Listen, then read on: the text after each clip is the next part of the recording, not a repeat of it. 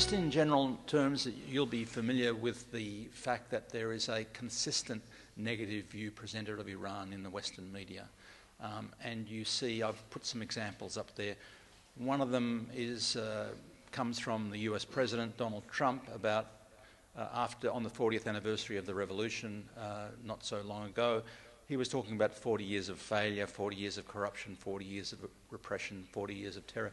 This is just rhetoric, but it's picked up and repeated by a lot of state-funded NGOs, which are part of the propaganda war these days, as much as the media. Of course, the Zionist media, the Jerusalem Post, talking about the failures of the Iranian Revolution, and Amnesty International, which is now deeply embedded with the US State Department, has been for a number of years, talking about the rights of women as though that's the flagship for their war against Iran. So that's the general context. You're probably quite familiar with that. In most of these stories, though, there's a great deal of dishonesty, systematic dishonesty. For example, let's look at the Amnesty International supposed campaign for the rights of women.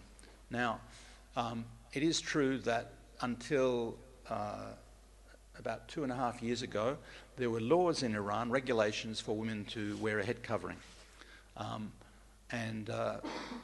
They were removed in December 2017, but there's still very strong informal pressure for women to wear a head covering, basically.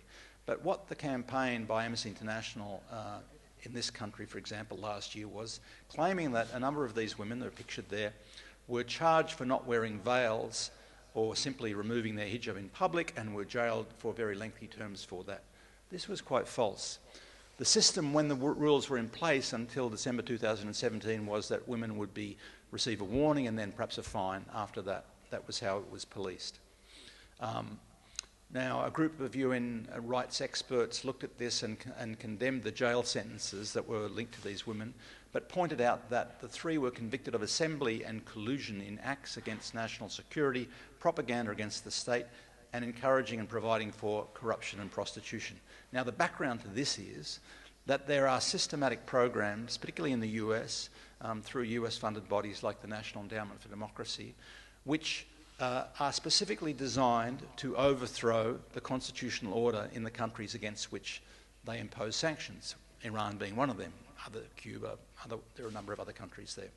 So if they're Iranian or anyone else that's funded by these agencies in some sort of action, it's illegal to basically in terms of Iranian law, to engage in these programs designed to overthrow the state.